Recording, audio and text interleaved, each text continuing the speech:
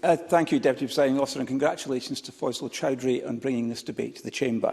We have a great deal to be proud of in the way food production has evolved in Scotland, and we have a strong future to look forward to. The world wants our products, and I know that from personal experience. And, Deputy Presiding Officer, we have always been innovative in this regard in Scotland. And as the world moves away from high-yield, low-quality meats towards more environmentally friendly options, the long history of sustainability in the Scottish beef herd will put our products at the heart of a high-quality, low-yield, carbon-neutral farming future. We have a great history too in aquaculture in Scotland. Farmed fish consumption globally makes up half of the global fish consumption, and this is projected to grow. And we have the expertise, and we have an excellent product to sell the world. And despite the fear-mongering, this sector still represents a huge part of Scotland's food exports. So what is the Minister doing to encourage and support the aquaculture sector? The same variety of issues come up when we look at the Scottish Government's attitude to the use of gene editing technology in crops. A gene responsible for drought resistance in barley crops was recently found. It is a defence against the effects of climate change. Last year, the European cereal crop was badly affected by the lack of water, and gene editing technology offers a solution. And yet we still remain close-minded to gene-edited crops. It's a wholly mistaken attitude.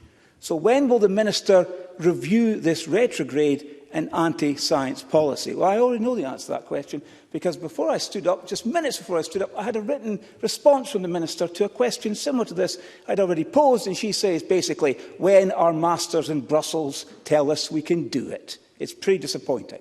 And this is a series of disappointments I've had in parliamentary questions as it's emerged that the Scottish Government was not supporting any aquaponics projects. Now, this is a type of food production which mixes fish farming and the growing of crops. It is efficient, recycling nutrients within a closed system.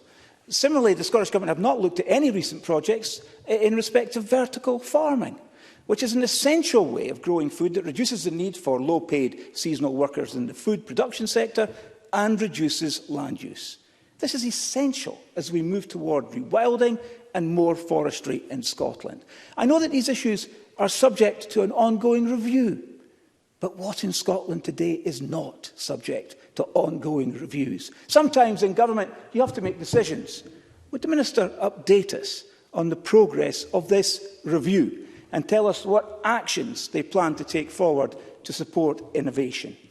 In a country where the average age of farmers is now 59 years old, we know there's a huge challenge ahead of us in producing enough food to feed a growing global population. Well, and we know that this challenge is made more difficult from the need to reduce carbon emissions. We know that land use will change fundamentally as a result of climate change. Therefore, innovation is key in this area, as in so many other areas, in response to the call for us to become net zero in terms of carbon emissions. Farms need to diversify. But too often in Scotland, this has meant opening up a glamping pod or getting a grant to rewild the land. And all of this is worthy. But how are we to feed ourselves when farms are turned over to custodianship? The Scottish Government must stand alongside Scotland's farmers, be open to innovation. I will. I was on my last 3 words, but if it's all right with you, Deputy I can give you the time back. Jim Fairley, happy briefly. to have Jim Fairley intervene. Thank you for taking the intervention, Mr Kerr. I'm confused because you're talking about when are the Scottish Government going to give production. If I understand you correctly, when are the Scottish Government going to give production their priority? But the UK Government have already said that their entire support system will be based around access to land and environmental transferring to environmental, whereas the Scottish Government have already said that food production will be 50% of the policy that they're bringing forward. We're committed to producing food in this country. The UK Government are committed to going into an environmental side of things, which we have been doing for generations, So I just don't understand your logic and where you went with that point. Stephen Kerr. Well, I'm very happy to take the intervention, but, you know, that would come a lot better from a member of the SNP if they actually came up with some proposals about the future of farm payments. At least the UK government have produced something that has been debated and discussed and is ongoing in that process. But in this Parliament, we've heard nothing. Would the member like to intervene? Rachel Hamilton. Would Stephen Kerr agree with me that farmers cannot meet these climate change objectives with an SNP government that cuts agri-environmental climate change funding? Well, Stephen Kerr.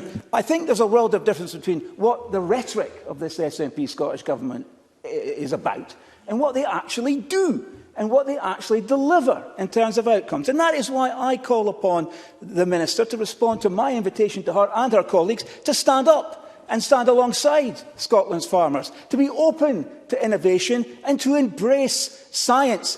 How about being pro-science and pro-free trade?